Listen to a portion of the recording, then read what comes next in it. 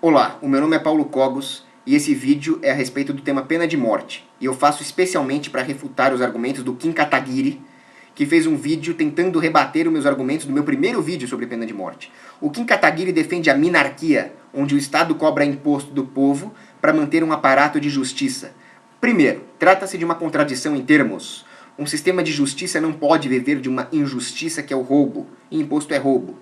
Por isso que eu sou anarquista. Segundo, qualquer pessoa versada em economia sabe que o livre mercado provê qualquer bem e serviço escasso melhor que o monopólio coercitivo socialista, e a minarquia é um monopólio coercitivo socialista do bem-justiça. Agora vamos ao ponto central do vídeo, que é a pena de morte. O Kim Kataguiri fala que a estrutura requerida para se aplicar a pena de morte é mais cara do que aquela requerida para se aplicar, por exemplo, a prisão perpétua.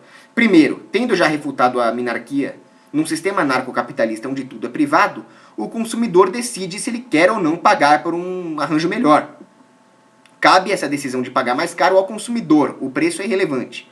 Segundo, a pena de morte só é cara hoje porque o Estado fica com frescurinha de direitos humanos. Ah, o bandido vai ser executado, então nós temos que primeiro fazer ele dormir bonitinho para ele não sentir dor. Ah, por acaso ele deu esse privilégio para a vítima? Não, a vítima deve ter tido um sofrimento indelével. Deve ter sido brutalmente espancada, torturada, sequestrada, estuprada. Os seus últimos momentos devem ter sido de puro terror. Então, para que ter uma pena humana para um bandido? Quem discorda de mim nisso está incorrendo num reductio et absurdum moral, porque a vítima é inocente. O bandido foi lá e matou um inocente. Então ele é bandido, ele impôs uma morte a quem não merecia morrer.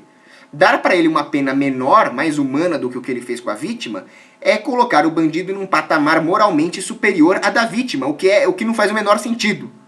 Aí o Kim Kataguiri fala, não, o bandido é um ser humano. E daí?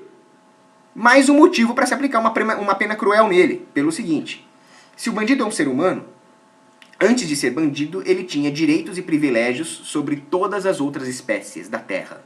Sim, eu sou especista. Se ele tem esses direitos e privilégios, ele tem, portanto, correspondentes deveres e responsabilidades de respeitar esses direitos de outrem. Já uma vaca não tem nem direito nem dever. Ela pode ser morta para fazer um hambúrguer, um bife. Tudo bem. Agora, se o bandido violar o direito à vida de alguém, ele não vai para o mesmo patamar que a vaca. Então agora ele deixa de ter direitos e deveres. Não, você tinha esse privilégio porque você tinha deveres e responsabilidades. Violou, o bandido vai para baixo da vaca. Ele vai para baixo de todo aquilo que não tinha nenhum direito natural a princípio. Para baixo de pedra, para baixo dos vermes, para baixo de fezes. Então agora você pode fazer o que quiser com ele. Ele perde o direito até de não ser torturado. Aí o Kim Kataguiri fala que não pode ter pena de morte porque é muito melhor para a vítima que o bandido vá para a prisão perpétua e trabalhe e a renda vá para indenizar a vítima. Ô Kim, o que é vantajoso ou não é fruto de uma valoração subjetiva do indivíduo. Se uma moça é estuprada, cabe a ela decidir o que é mais vantajoso para ela. Viver o resto da vida com a renda do bandido trabalhando como escravo numa prisão, ou exercer o seu direito natural de vingança e ter o prazer de ver esse estuprador ser brutalmente torturado. O que está dentro dos direitos naturais da vítima de estupro. Certo? Vingança é o cerne da justiça. É um direito natural da vítima. Depois o Kim Kataguiri fala que eu comparo o homicídio com roubo. Não. Quem compara o homicídio com roubo é ele. Eu estou falando que o homicídio é muito mais grave do que um roubo. E, se uma pessoa rouba 100 reais, não só ela tem que devolver os 100 reais, como ela tem que devolver mais 100 reais, ela perde esse direito que ela violou, e mais um monte de indenizações de juros, de custo de oportunidade, de dano psicológico. E aí, um homicida vai ter uma pena menor do que o próprio homicídio que ele praticou? Então, proporcionalmente, você está falando que um homicídio é menos grave do que um roubo? Não. Por isso que eu defendo a pena de morte, no mínimo, para um crime desses. Aí o Kim Kataguiri fala que é inumano sentir prazer com o sofrimento e a morte de alguém. Errado de novo. O que é desumano é não sentir nada. É da natureza humana amar, odiar, ficar feliz, ficar triste. Sentir prazer com a felicidade de alguém que ele ama. E sentir prazer com o sofrimento de um canalha que matou alguém que ele ama. Isso é ser humano. Agora, o que a ONU e os estados do mundo querem? que você não sinta nada mesmo, que você perca a capacidade de amar e de odiar. Porque aí fica mais fácil nos controlar. O que eles querem é anestesiar nossos sentimentos, promover uma zumbificação moral da humanidade, o que tiraria o nosso caráter humano e nos aproximaria do gado. E é muito mais fácil controlar gado do que controlar seres humanos, né? Tá aí dentro do interesse do Estado, de escravizar a raça humana. O Estado é um aparato de escravização. E já dizia Dante Alighieri, o inferno é um lago gelado onde os sentimentos morrem, onde se congelam as almas. Eu não quero estar nesse inferno de Dante. E eu confesso aqui, sim, eu fico feliz e eu sinto prazer quando um bandido desse nível aí, estupradores, assassinos, sequestradores, é torturado e morto. Que fique bem claro que eu não estou falando aqui de ladrão de galinha. Se alguém torturasse um ladrão de galinha, aí essa pessoa sim é que estaria sendo uma agressora. O ladrão de galinha tem que ser punido por outros meios, indenizar com 10 galinhas, que seja. Aí o Kim Kataguiri faz um argumento que foi o único argumento que eu respeitei. Que ele fala que existe o risco de erro judicial e um inocente poderia ser executado. Mas é muito fácil rebater também. Primeiro, com esse argumento, nós teríamos que negar todas as punições possíveis e imagináveis, incluindo multas e prisões, porque senão você tem o risco de prender um inocente, de multar um inocente. E depois, que muitas atividades humanas impõem riscos a inocentes, e cabe ao bom senso julgar o quanto elas valem ou não. E quais são as medidas técnicas que devem ser tomadas para impedir, para mitigar esses riscos. Caso contrário, nós teríamos que proibir a aviação civil, porque você está correndo o risco nesse exato momento de um avião cair na sua casa e te matar. Você proibiria a aviação civil? Esse exemplo está no livro do David Friedman, As Engrenagens da Liberdade, que eu até me expressei mal, recomendei não ler, mas o que eu quis dizer é que eu não recomendo usá-lo como referência metodológica.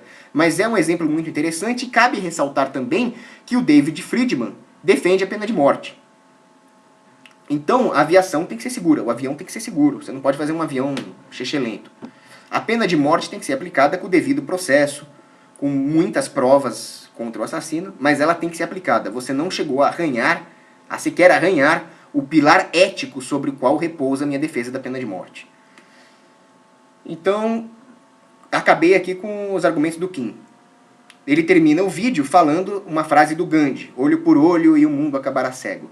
Leia o livro do Leandro Narlock, O Guia Politicamente Incorreto da História do Mundo, e você vai ver que o Gandhi não é esse santinho que você acha que é. Muito pelo contrário. Ele também não entende nada de teoria dos jogos, né? Porque a frase correta é: olho por olho e canalha nenhum vai ter coragem de sair por aí furando o olho dos outros. Isso se chama deterrence effect. Tendo aqui acabado com os argumentos do Kim, tem também um tal de J.M. Rigoni, que foi desonesto e tentou usar uma falácia da falsa dicotomia para me colocar numa armadilha. Ele foi intelectualmente desonesto. Ele falou, para acabar com a pena de morte, nós teríamos que ter outra Constituição.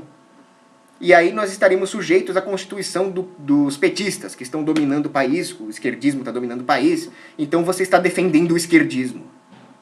Olha isso, né? Vamos pegar o seguinte exemplo. Imagina que o J.M. Rigoni vivesse no Terceiro Reich, na Alemanha nazista. E aí, para acabar com a solução final, com o Holocausto, teria que torcer para que os soviéticos vencessem a guerra. Então ele diria o quê? Que é inválido ser contra o Holocausto e que eu estou defendendo um regime soviético? Isso é uma falácia da falsa dicotomia que ele usou de maneira muito desonesta. Aí depois ele fala também que eu defendo o Estado, porque eu estou querendo dar ao Estado o poder de decidir sobre vida e morte dos outros. Eu estou defendendo a pena de morte e eu sou contra o Estado. E de qualquer maneira, o Estado é um agressor. Ele já é um agressor por natureza. Pior ainda, se além da agressão que ele já faz intrinsecamente por ser um Estado, se ainda por cima ele cometer uma agressão adicional contra a vítima ao impedir que ela tenha o seu direito natural de justiça. Portanto, J.M. Rigoni está defendendo dupla agressão estatal. E eu sequer defendo o Estado. Finalizo aqui o vídeo. Um abraço.